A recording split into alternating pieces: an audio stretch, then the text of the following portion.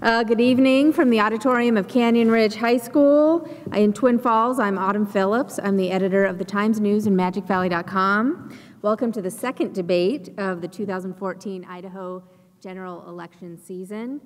Tonight we'll hear from two candidates for Idaho governor. We did invite Governor Otter to this debate. He turned us down, but we decided that democracy is about more than the incumbent. So I'm looking forward to a good political discussion tonight between the Democratic and Libertarian candidates. Please join me in welcoming them now. To my right is Libertarian candidate John Bujak.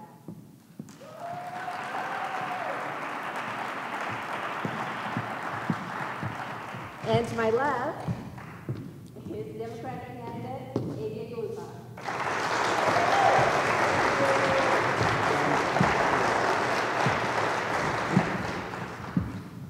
So we'll begin the debate tonight with 3-minute opening remarks. AJ won the coin toss tonight, and he chose to let John Bujak begin tonight's opening remarks. Then AJ will take the first question. So, go ahead. Very good. Thank you, Autumn. I'd like to thank the Times News and KMVT for sponsoring this event. It's good to be here. My name is John Bujak. I'm the Libertarian candidate for governor. I'll tell you a little bit about myself. I'm 45 years old. I'm married, have 4 children.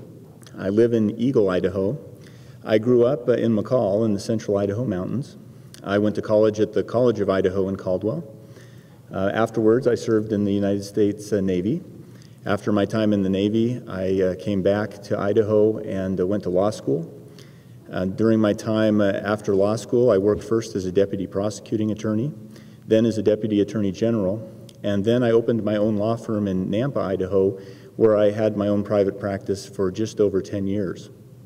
After 10 years in private practice, I decided to enter politics and ran for and won on the Republican ticket the seat as the elected county prosecutor in Canyon County, Idaho. I'm running for governor because it's time that the Good Old Boy Network get routed out of Boise. I've traveled around the state and I've heard the Good Old Boys called a lot of things, everything from the Boise Mafia to Otter's Crew. And the bottom line is they're causing a lot of problems here in Idaho. In addition to the corruption and the cronyism that exists within Otter's Crew and the Boise Mafia, Governor Otter, and let me stop for a minute because I don't want to seem disrespectful. There was a time when I really respected Governor Otter and his positions. I even voted for the man, but I can't vote for him anymore because he's decided to implement liberal policies, democratic policies here in Idaho. Idaho is the only Republican state that adopted a health care exchange under Obamacare. And if Governor Otter stays in office, you can know that Medicaid expansion is around the corner, and that puts Idaho in a very precarious situation. What we need is conservative leadership in Idaho. I was elected to serve as prosecutor on the Republican ticket, and I understand what conservative government is about. I understand the value of small government, a government that respects the constitutional rights of people, and a government that allows the free market to determine economic destiny. And that's exactly what Idaho needs. So during the course of the debate tonight, I look forward to answering questions, proving to you that I'm the right conservative leader for the job, proving to you that a third-party candidate can win the election for governor this time around. Thank you. Thank you.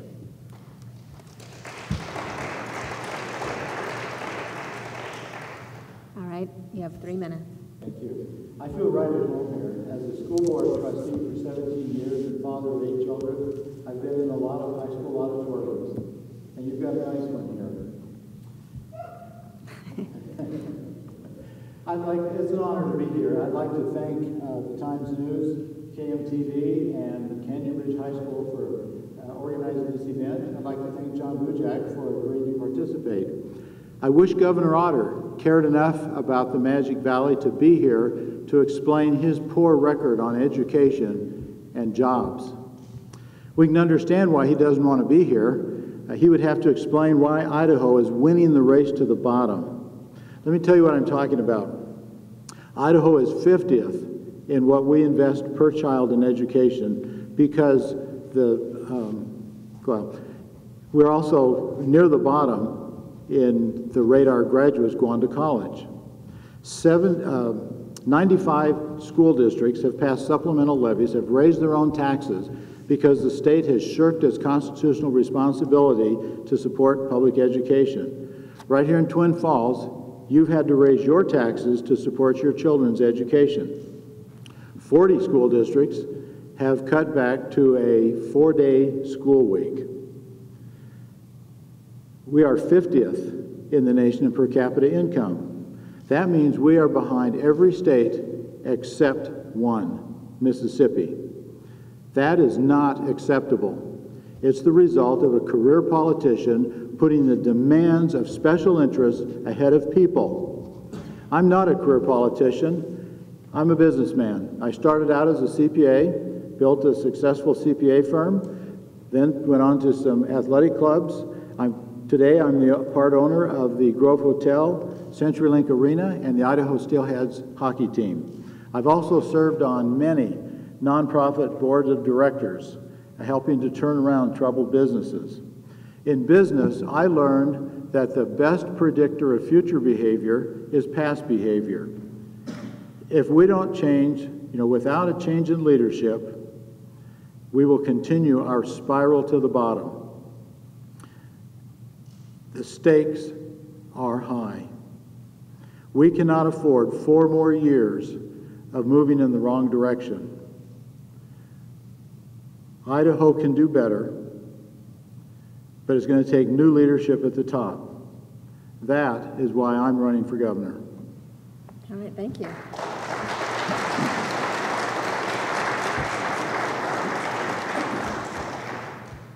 All right, this first question appears to be in your wheelhouse. Okay.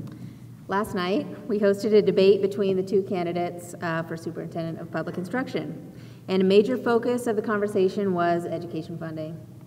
In last year's proposed budget, Governor Otter recommended $54.7 million to begin funding the 20 recommendations of the Education Task Force.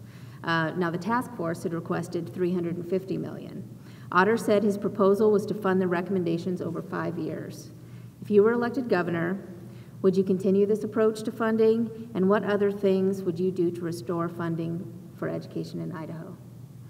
Well, we have to take a look at the Governor Otter's record with education. He does not have a good history of listening to the people. He signed on to the Luna laws in the face of overwhelming opposition. And then when the laws were repealed, he formed the task force that came up with 20 good recommendations on improving education. But he has disengaged from that process. He did not attend one task force meeting. And then he talks about implementing those recommendations over 5 years. His budget last year recommended $100 million for rainy day funds and unspecified tax relief. That just shows me that education is not his top priority. When I'm governor, I'm going to listen to teachers and principals, parents, taxpayers, and education will be the top priority.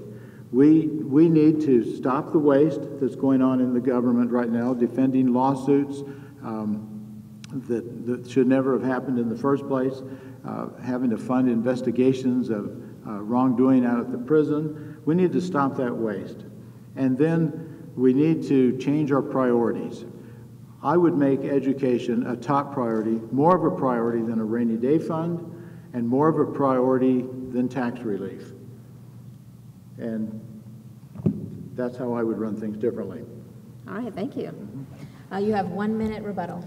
Thank you. This education issue is very complex because educating our children is one of our most important duties and something that government ought to take very seriously. I've heard a lot of people talk about we just need to throw more money at the problem. The answer is education requires more funding.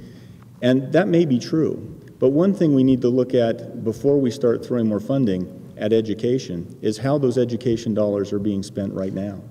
When I talk to teachers around the state, their primary complaint to me, well, there are two mainly. One, they don't have enough training on how to implement Common Core, and they believe Common Core doesn't make any sense. And two, they say not enough money makes it to the classroom.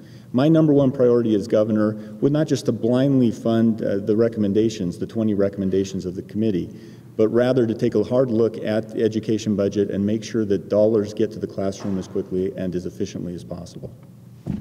All right, if you like, you have a 1-minute response. Yes, I'd like to clarify, besides giving that stable and reliable funding, it is important on how we spend the money. And I don't know of any business that tries to hire the best employees by paying the lowest salary. Idaho teachers are paid the lowest salary in the entire Northwest, if not the entire country. And it's going to be very difficult to retain good teachers if we pay them lower than any place else. And as I've traveled around the state visiting school districts and superintendents, they talk about how difficult it is to retain teachers. We lose them to Wyoming, to Montana, to Oregon, to Washington, and even to Utah. So part of that funding, I agree with John, is very important on how we spend the money, but you do have to have adequate funding. All right, thank you. Okay, this one goes to you. Start. You both have reputations as being urban guys, best known in Boise, but not in the rest of the state. If you were elected, what would you do to inform yourself about the issues facing agriculture in the Magic Valley? And do you want to take a stab at sharing what you believe those issues are? Certainly. I don't know that, I mean, certainly I live in Eagle, and professionally I've worked in the Treasure Valley for a lot of years, but I grew up in McCall, and I'm not going to try to sell you on the fact that I'm an agricultural rural guy, but the truth is I grew up, milking goats, milking cows, changing pipe in McCall. I worked up at the Jacqueline Seed Company in Coeur d'Alene when I lived there for a while, and so I know a little bit about the day-to-day operations of agriculture, although I'm certainly not an expert. For me, one thing that I'm particularly worried about, and it goes hand in hand with this problem we have with the federal government controlling too much of Idaho's lands, we have to preserve and protect our water rights here in Idaho. I think that's something that isn't given enough attention, and I think it has to be important when you think about continuing viability in agriculture. We wouldn't have the Snake River Basin adjudication going on historically if that wasn't a big issue and an important issue. And Idaho's water rights is certainly something that I would keep on the forefront of my mind as governor and protecting when I think about agriculture. The other thing I think is important is that the government act efficiently and quickly when our folks in agriculture, our farmers, need help. I've seen in the past where Governor Otter's administration has not been quick enough to act on paperwork in declaring states of emergency for farmers, and they've lost a lot of money that could have helped Idaho farmers here in the state. And I would make keeping my eye on that ball also a priority when I serve as your governor. All right, 1 minute. Okay, I have not been waiting for the election to inform myself of agricultural issues. I've been visiting people in the agricultural industry right now, farmers and ranchers. I've visited the association leaders, the executive directors of associations, to inform myself of the issues facing agriculture around the state, and particularly here in the Magic Valley. It seems like in the Magic Valley, the number one issue is water. And there's been good progress made with the Snake River adjudication, and that will probably work very well in good water years. But the issue is what happens in low water years. A big issue that's going to be very important is the waters of the U.S., where they're talking about redefining and maybe even irrigation canals as water of the U.S. and giving authority to the federal government, to the EPA over that. We need to be very aware of that and take a proactive approach to the water issues in our state. All right, you want to take another minute? No, I think I'm ready to move on. All right. The next question, if we want to keep this conversation going, this question goes to you, is about water. Obviously, it is the most important thing in the Magic Valley, or one of them. So the governor's budget last year, he set aside $15 million for aquifer recharge projects. What would you do specifically as governor to shore up the future of Magic Valley's water? We have to be very concerned about the future of the water. We live in a desert or on the edge of a desert, and so by definition, you're going to have water shortages, and we need to be prepared to deal with those. The way I would approach that is get people together, the pumpers, the water users, and there's going to be lots of demand as our cities grow in population and have more demand on water. We need to get the cities together with the agricultural people, the water pumpers, the surface users, and talk about a good approach to conserving water, to recharging the aquifer, and whether or not we expand the capacity of the dams to hold water in high water years so that it can be used to recharge the aquifer. But we need to be proactive again about approaching the water issues that we know we're going to have because we live on the edge of a desert. All right, take a minute. Certainly.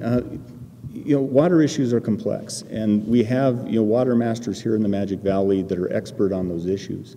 And certainly as governor, I need to defer to those experts here in the Magic Valley, people who are informed on water issues and how the water is being used. I'm also particularly concerned about preserving Idaho's water rights because the federal government, again, is stepping in, wanting to control the land, wanting to stake a greater claim on Idaho's water and Idaho's resources. And as governor, I would take a firm stance and stand in the way of the federal government and make sure that they don't take any additional control over Idaho's waters.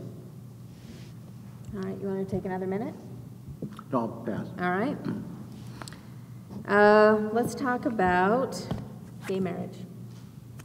So I'll give you a little background, not that you need it, but the Idaho Constitutional Defense Fund. It was created in 1995 to defend the state's legal rights against the federal government. Last year, the Idaho legislature set aside $1 million for the fund. The governor and the attorney general said that money would not be used to defend Idaho's ban on same-sex marriage, even though that was the biggest constitutional challenge the state faces right now. As governor, you would be part of the council that oversees the fund. How should the fund be used, and would you, as governor, vote to use it to defend Idaho's same-sex marriage ban? With the same-sex marriage ban, I think regardless of what an individual's beliefs are about whether we should have same-sex marriage in Idaho, the fight is not one that Idaho can currently win. I think that money that was used to fight the lawsuit is money thrown down the drain. And even other Republican governors in neighboring states like Nevada saw the wisdom in not pursuing that litigation any further. I certainly would not have earmarked that money for litigation on gay marriage. I think the writing's on the wall, and there are certainly just some things Idaho cannot afford to do in these hard economic times. All right. Idaho's ban was found to violate the United States Constitution. And again, however people feel personally about same-sex marriage, we also believe in honoring, obeying, and sustaining the law. And this issue is going to be decided in the courts. There's been, I think, 18 judges around the United States that have found pretty similar to what Judge Dale found here in Idaho. Other states are fighting that and appealing it to the Supreme Court. We are a small state with limited funds, and that money would be better used to support higher priorities like education or use it to build our economy. And I think we should wait and let the Supreme Court weigh in on that issue. You have 1 minute. Sounds like you guys agree. I have nothing else to add. All right. This one's for you. In Idaho these days, another big power of the governor is as leader of the state's Republican Party. As a Democrat or a Libertarian, you wouldn't wield that influence, which frankly is substantial. Where else would you seek influence? Where else would you seek influence? Well, keep in mind that when we are elected, we represent all of the people of Idaho. And I think the paradigm that we use here of a sports paradigm of, you know, if you're in the majority, you're on offense. If you're in the minority, you're on defense. And then the offense tries to score, the defense tries to keep the offense from scoring. That's the wrong model. The more appropriate metaphor is that of an orchestra. That during the election, we all compete for seats in the orchestra. But once the election is over and we have our seat, we should be working together to create beautiful music. That's the way I've worked in business, and that's the way I've worked on the school board and in other nonprofit organizations, is bringing people together. Party should be a secondary concern. We should work together as representatives of the people of Idaho and work towards solving problems as opposed to furthering or blocking a partisan agenda. This question illustrates the problem with the two-party system.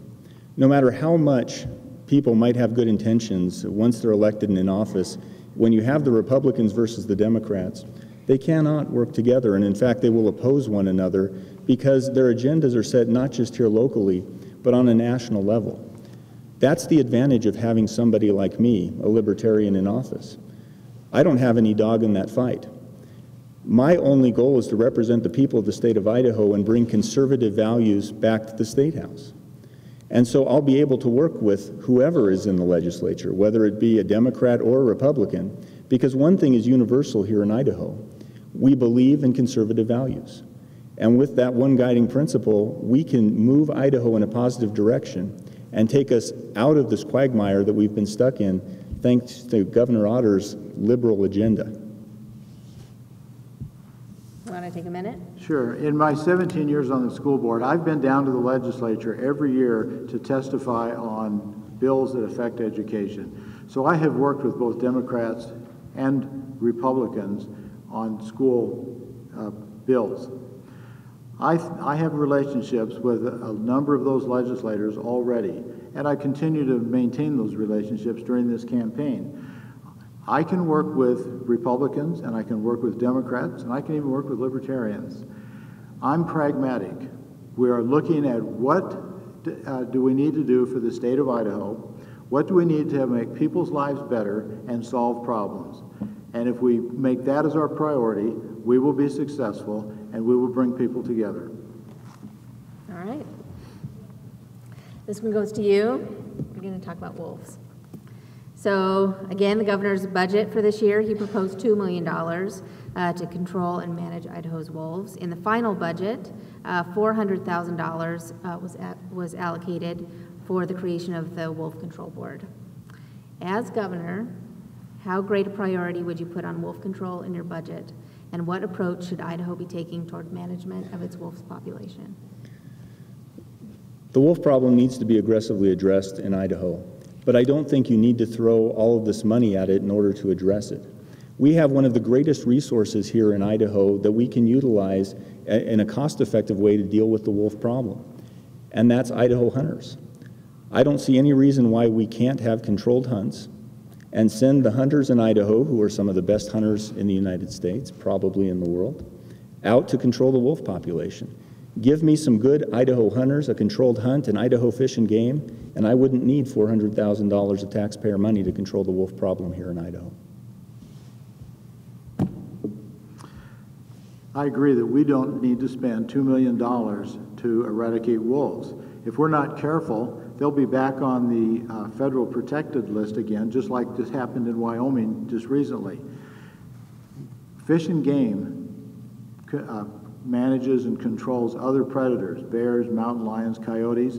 They are perfectly capable of managing wolves. They've got the wildlife biologists, the wildlife managers that could adequately manage the wolves in consultation with farmers and ranchers. I know there are ways to allow farmers and ranchers to protect their livestock without exterminating the wolves. So my approach would be to engage the Fish and Game and the cattlemen and those kinds of associations to get together and develop a good wolf management plan for our state. All right, do you want to say anything more? You have a minute? No, I think we can move on. Okay. We're getting through some pretty big topics pretty quickly. All right, I'm going to read you a bit of a letter that Governor Otter sent in July when hundreds of children were crossing the border illegally. He sent this letter to the federal government saying he wanted to, quote, immediately eliminate the chance of the federal government using Idaho as a destination or a staging area for the influx of unaccompanied and illegal immigrants entering the United States through our southern border. He wrote, it should be understood that the state of Idaho will not be actively involved in addressing the humanitarian crisis the federal government has created. As governor, here's the question. Okay. So as governor, you wouldn't have direct influence over immigration policy, but as Otter showed with his letter, you could set the tone. Immigration reform is a huge issue in Idaho. What would your message be to the state, federal government, and to our congressional delegation? First of all, Governor Otter set the wrong tone. Immigration is very important to our state. It's very important to the agricultural industry here, especially the dairy industry in the Magic Valley. We need to set the right tone that we need sensible immigration reform that allows guest workers to come here and fill the jobs that need to be done in the agricultural industry and in some other industries. That is done by Congress, but the governor can urge our delegation in Congress to work on it, to stop ignoring the problem, stop kicking the can down the road, and do some meaningful immigration reform that would allow guest workers to come here. And the bill the Senate proposed actually had some pretty good provisions in it to allow people who were here, that were undocumented aliens, to come forward and submit themselves to a criminal background check. And if they pass that, they have a clean background, that they could then have a 5-year work permit. They would also agree to pay any back taxes that they owed for the time they were here and working. Those kinds of sensible solutions to immigration reform would be a great help to the farmers and ranchers of Idaho and to the Magic Valley. And I think we need to encourage intelligent solutions and not grandstand with letters like what Governor Otter sent. All right. Want to take a minute? Governor Otter's letter, for me, was just a bunch of political grandstanding. It was inappropriate to use these children who were dumped on the United States doorsteps as political fodder, and I wouldn't have taken the same approach. That being said, I think there has to be a strong stance taken on the immigration issue. I don't know why, even though the message is sent repeatedly back to Washington, D.C., they are unable and unwilling to secure our borders, and they're unable or unwilling to pass any kind of immigration policy that makes any sense. There needs to be a guest worker program. There's no doubt that people who come here from Mexico to work add to the viability of Idaho's economy, no doubt about it. But they have to come here legally, and they shouldn't be rewarded for coming here illegally. I would also, as governor, encourage local governments to cooperate with federal law enforcement. I don't think we need to become an arm of the federal government, but I do think that when people come within the purview of the criminal justice system, their fingerprints ought to be checked, and they are in some counties now.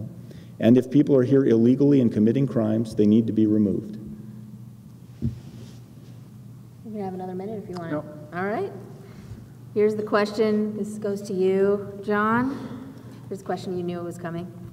There's a movement for Idaho to take over management of federal public lands. Is that an idea you support, and what would it look like? If you don't support the idea, what could Idaho do to maximize funding for schools from the public lands we currently manage?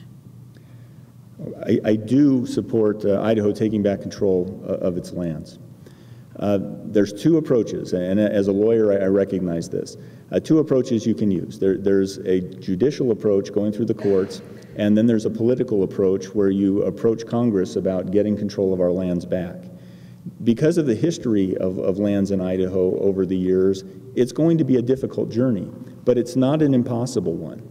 And I think that Idaho's governor needs to stand firm and lead the way on reclaiming those lands. I personally would prefer, and I think it would be more successful and more efficient, to go the political and congressional route.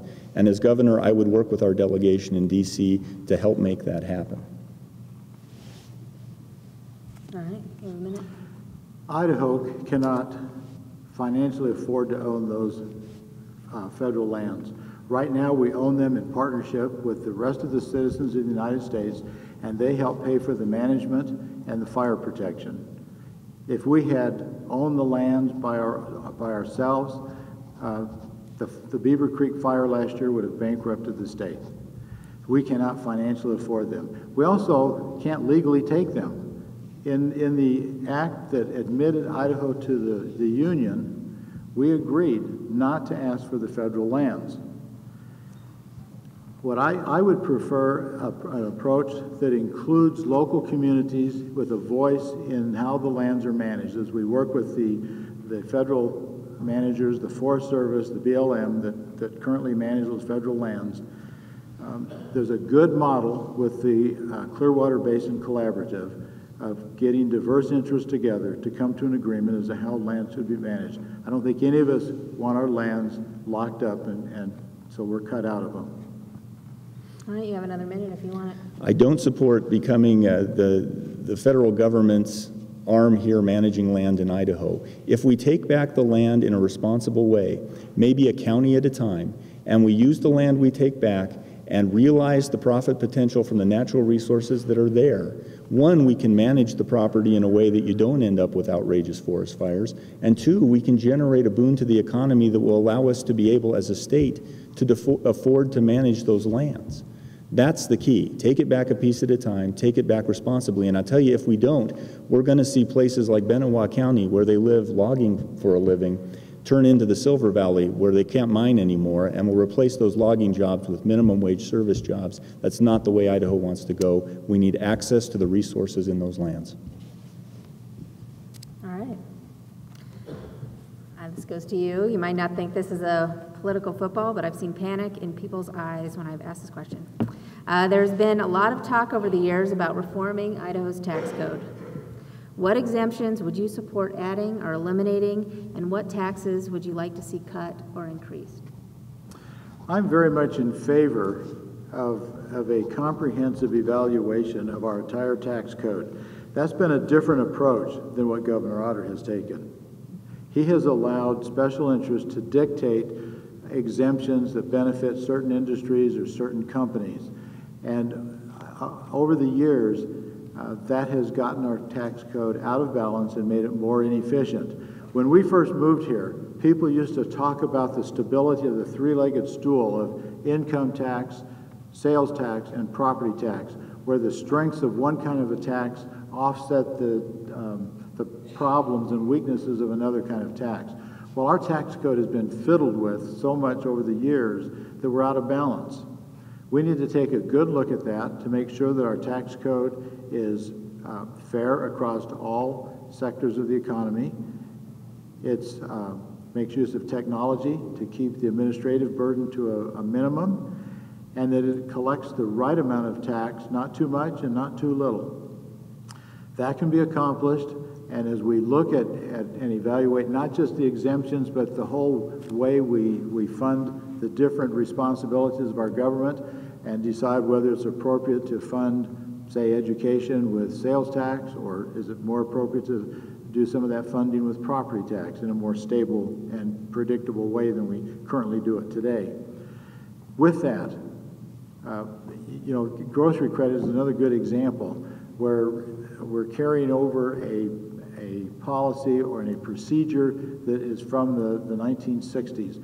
With barcodes, we could exempt groceries and not have to file a grocery tax credit. All right, you want to respond? Yes, there are too many taxes in Idaho to begin with. And what I would support is getting rid of all tax exemptions, because tax exemptions are just another way that the government manipulates the free market. I think taxes need to be low, fair across the board, and predictable. And the way you get there is to impose a flat tax. That way everybody knows what they have to pay and everybody pays their fair share.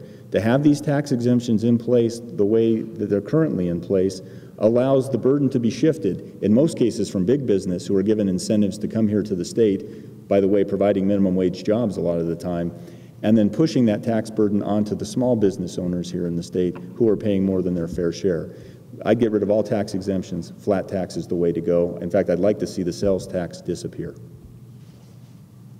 You want to talk about that? Sure. I'll just point out one example of how tax gets shifted from businesses to people, and that's with the property tax and exempting certain business personal property. It helps some businesses, but it shifted that tax to homeowners. And you can look in the Boise School District, for example, where in every year the total tax we have levied and collected has decreased, with the exception of the year that we passed a supplemental levy with 71% of the vote. Every other year the total tax has decreased, yet the tax on a home has gone up. And that's because Governor Otter and the legislature exempted business property and shifted the burden to homeowners. All right. This is kind of along the same vein. So some people would argue that large companies are attracted to invest and grow in Idaho because of our low wages. Should Idaho increase its minimum wage? Yeah, I saw some statistics recently that Idaho's minimum wage is so far below the livable wage, as that for a family without any kids, it was half of what you need to have a livable wage in Idaho. Even so, I don't think the answer to the problem is mandating an increase in the minimum wage. I think rather we have to strengthen the economy and strengthen businesses who have loyalty towards employees. And those businesses are the small businesses here in Idaho. They're the lifeblood of Idaho's economy. And so again, we need to stop giving all of the exemptions and benefits to the big businesses who come here. They don't see employees as anything other than a commodity. They're not generally loyal to their employees. Small businesses, on the other hand, they're connected with communities. They have a vested interest in doing the right thing by the people who live in those communities. They tend to pay higher wages because they want to pay a livable wage. They want people to stay in the businesses in the communities. So again, we need to change the structure in Idaho, in particular, the tax structure, so that small businesses get the same benefits as big businesses. And as the free market is then allowed to develop, you'll see as the economy increases, wages will increase along with it. As I have traveled around the state, I've asked small business owners how raising the minimum wage would affect their business. I first asked that question up in Bonner's Ferry at the Bonner Bookstore. And I asked, if the minimum wage were raised to $10 an hour, how would that affect your business? He said it wouldn't. I already pay my people $10 an hour. I asked the same question to a restaurant owner in Boise, and he gave me the same answer. He says, I pay my kitchen staff $10 an hour as a starting salary. If we raised the minimum wage to $10 an hour, it would not affect my business. The real answer, I mean, I believe we should raise the minimum wage, but the real answer is educating people so they are qualified for more than a minimum wage job. And if we do that, and we concentrate on helping those businesses, those small businesses that are already in the state, paying more than a minimum wage, that will help the entire economy and will help the workers that are in those businesses. Just from my experience traveling around the state, there may be some businesses who have enough of a root and have been established long enough to pay those higher wages, but there are other small businesses struggling to get by. And when I asked them the same question, the answer I got from them was, you raise the minimum wage and make me pay more at this stage of the game, and I'm going to go out of business. And we don't want to drive small businesses out of business here in Idaho. All right. This goes to you. How do you plan to work with the legislature to address the continued backlog of transportation projects to ensure safe and efficient roadways in Idaho, and how should those projects be funded? This is another example where Governor Otter has not shown leadership. He tried to propose some funding to take care of or at least make a dent in the roads and bridges, and the legislature resisted, and he didn't go in there and do what he needed to get people on board. I would bring people together to talk about the deferred maintenance on our roads and bridges. That is costing our state a lot of money, because when a bridge gets past its useful life, they don't block the bridge and I mean, it's not going to collapse and cause problems. They put weight limits on it. And that causes the trucks that take products to market or bring products to market to your community to take a longer route. It increases the cost of doing business.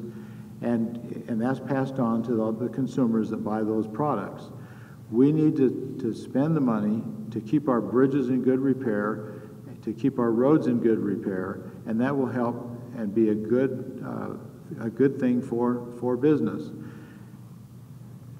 When I ask people about roads and bridges, most people, the county commissioners are very concerned about that, and they wonder where they're going to get the money to fund roads and bridges.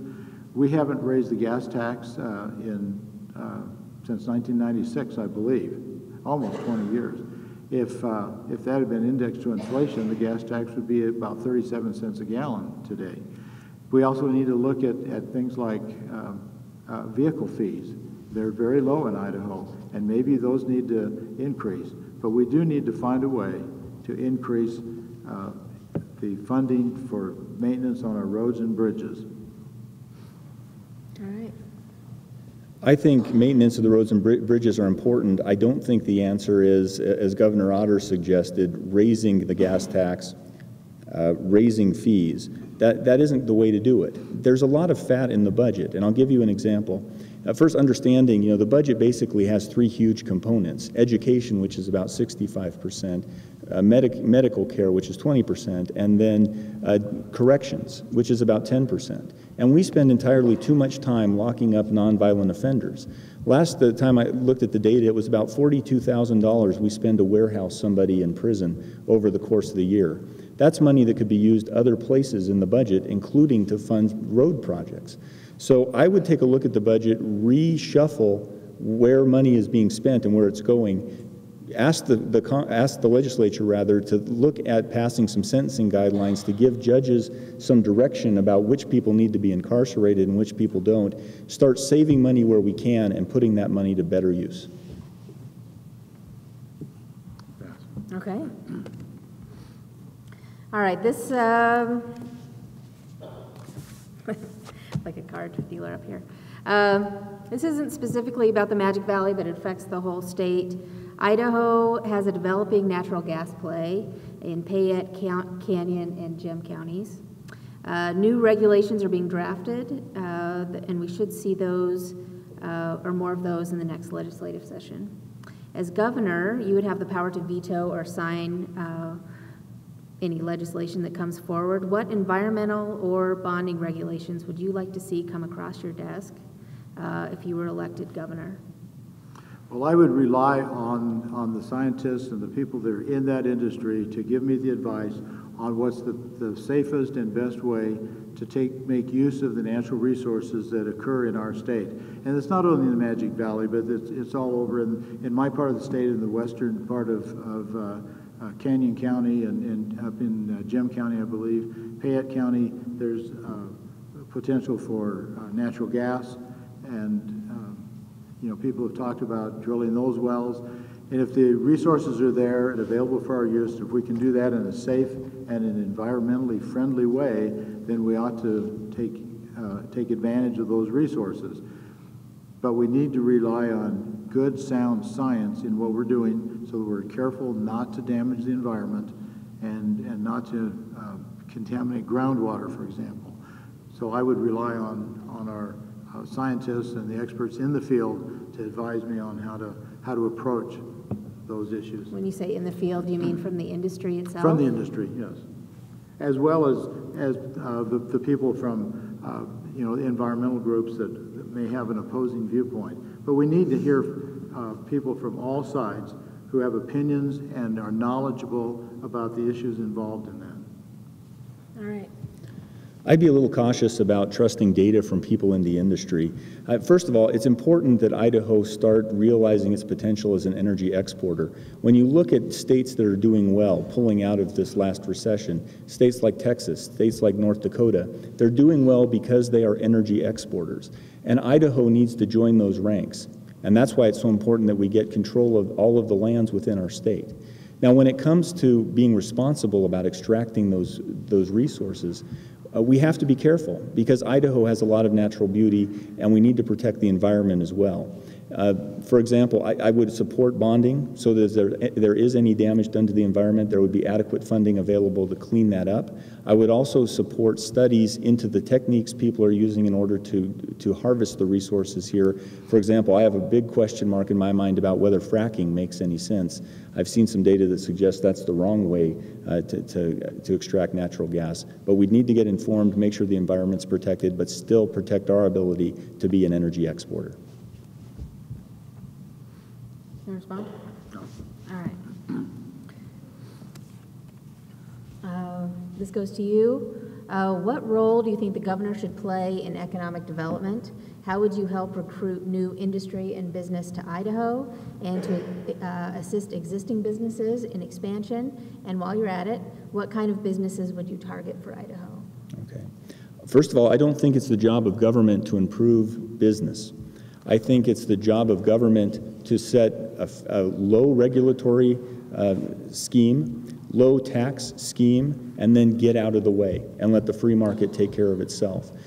The only thing government needs to do is process whatever it needs to do in order to be an administrator. If there are permits that need to be issued, government needs to do that effectively and efficiently. But the government shouldn't be in the business of trying to recruit companies to come here, shouldn't be in the business of trying to promote one industry over another.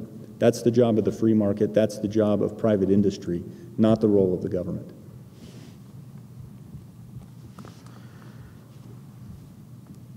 You know, Governor Otter's approach has the wrong focus. They've been looking across our borders to bring big businesses to Idaho and hopefully big jobs. We're competing with all the other states, and our competition is to offer low taxes or tax incentives.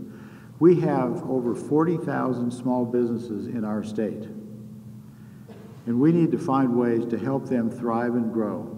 Just think if 10% of those businesses were to add one employee, that's 4,000 new jobs all over the state.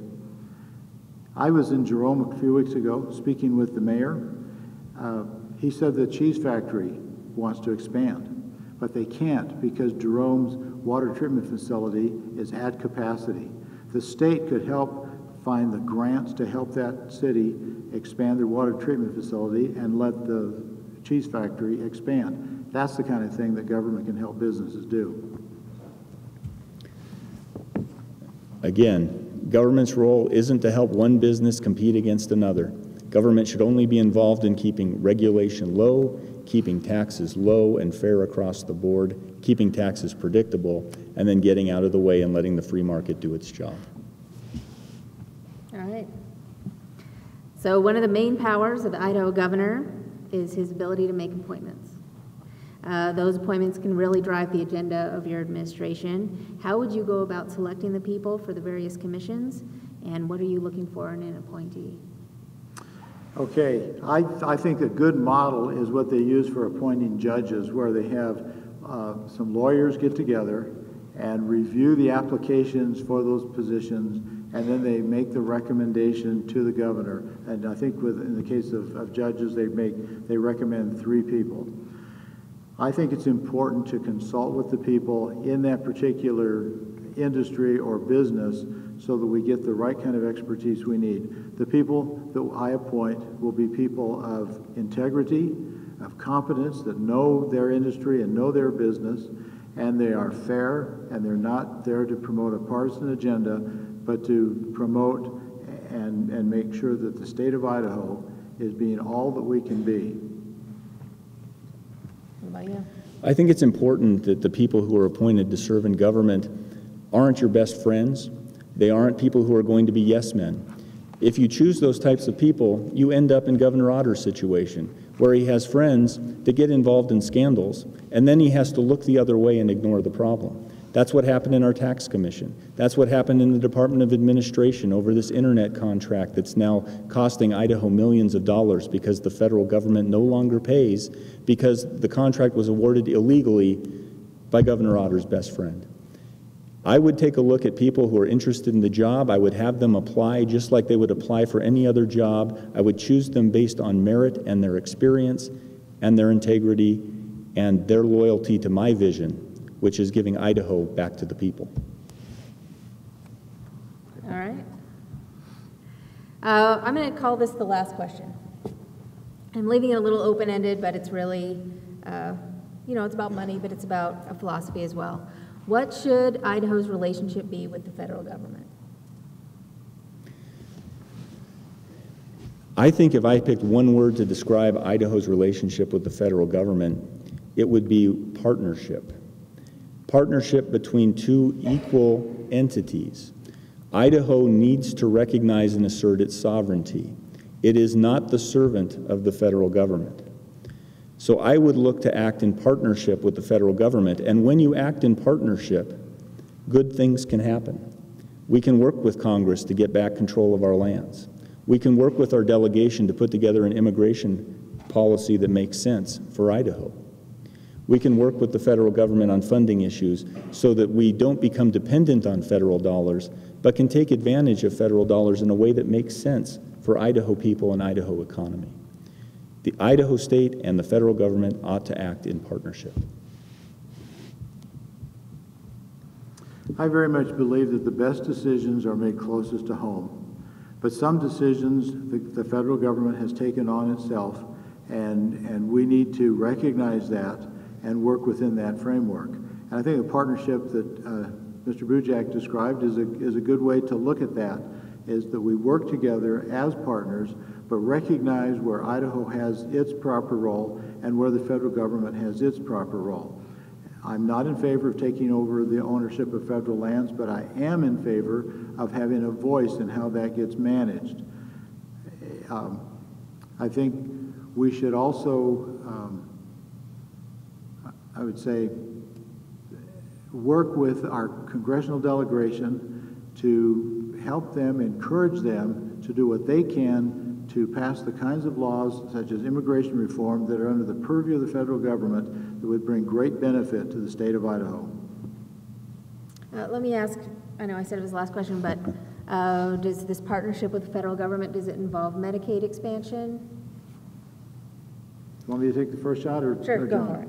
Okay. And then, I think it should. I think we should expand Medicaid, the Medicaid coverage. We have somewhere in excess of 70,000 Idahoans who are not currently insured, and they show up at the emergency rooms when they have medical problems. You and I pay for their costs because they can't. We pay for it through our property taxes. Each county has an indigent care fund. And then if the hospital bill exceeds $11,000, the state kicks in with its catastrophic fund. Between the counties and the state, we're spending somewhere between $80 and $90 million a year to care for uninsured people. The federal government would pick up that cost and free up $80 to $90 million that we could use for higher priorities here in the state. I see taking those Medicaid payments as not much different than taking agricultural subsidies, funding the INL, or funding the Mountain Home Air Force Base.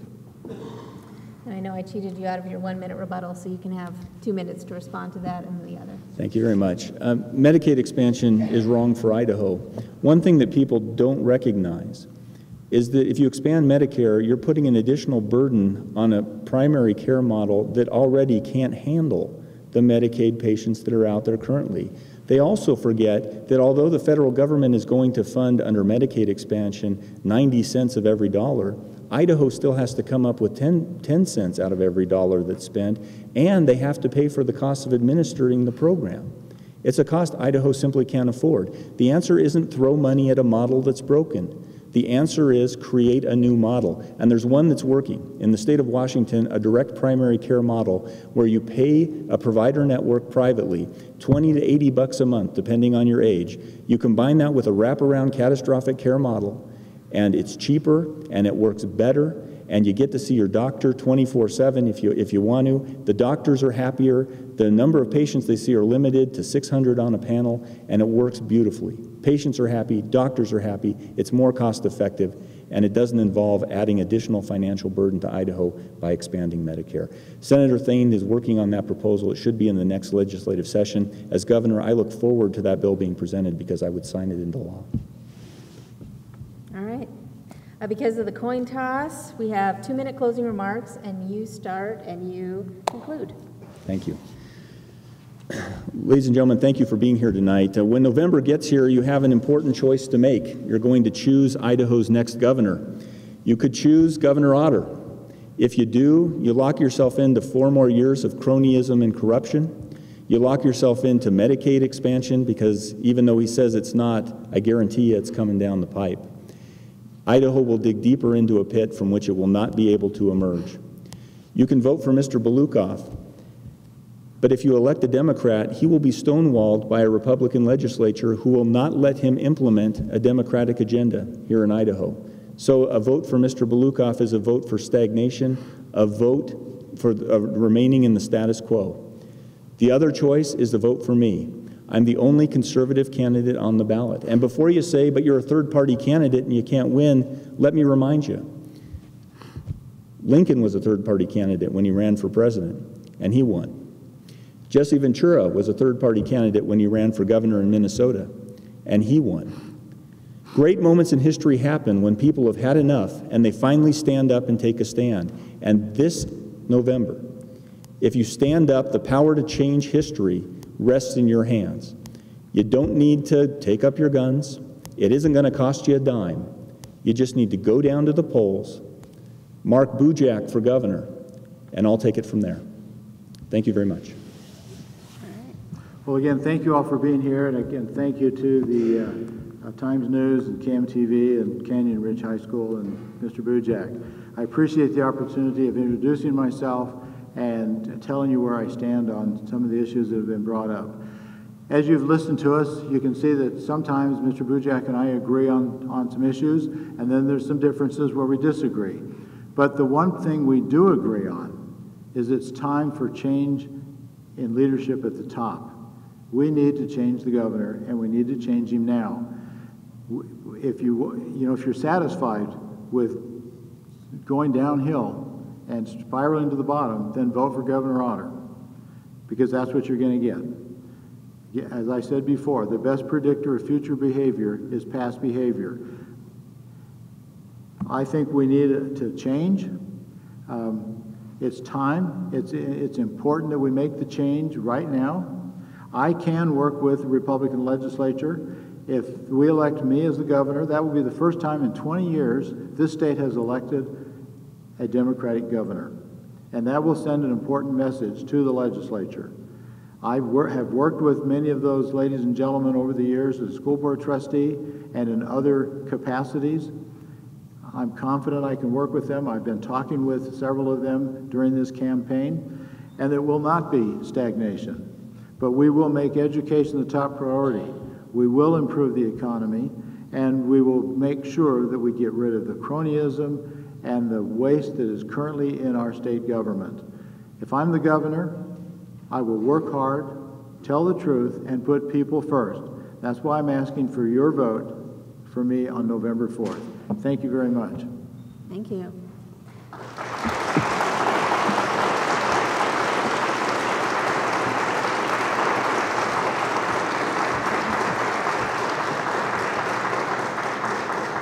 I want to thank both of these men for coming to the Magic Valley, for taking my questions for an hour. I want to thank the readers of the Times News who sent in questions, who were engaged with this process, and thank everybody who came and listened to this debate. Vote on November 4th. Thank you.